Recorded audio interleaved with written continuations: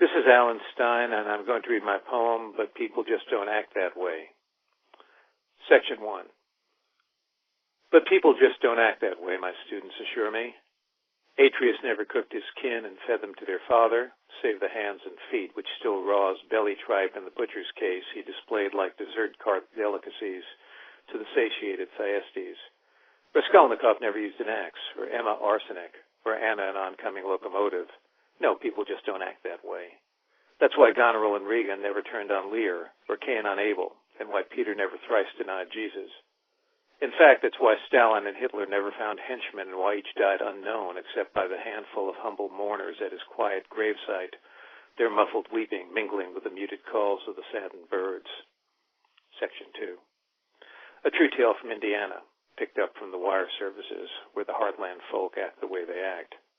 They were from Gary, lovers on a cruise, their marriage mere months away. Always as it should be, as such things always are, except in ugly stories told by those who just don't know the world.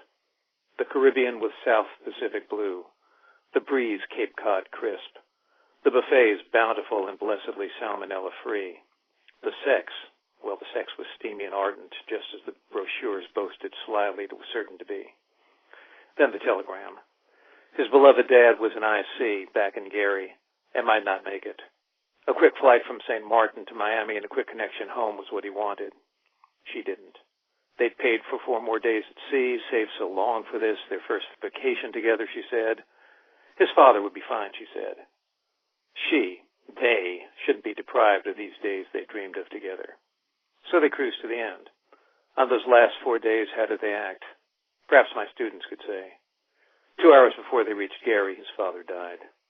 After an appropriate wait, they married. 10 months later, a son was born. On the eve of his 3rd birthday, the cheerful tyke, chatty, eager for tomorrow's treats, was too excited to sleep. But the drink his father gave him put the kid down permanently. He told the cops simply that his wife needed to learn grief, as he had learned it by his dead father's bed. Why else marry her now? Why else father her child? Why else, indeed? Asked why he'd waited 3 years to kill, he said to allow her time for total bonding with the boy. This child is in the ground now, in the dirt we track in the treads of our shoes. This happened. A lesson from the heartland. Section 3.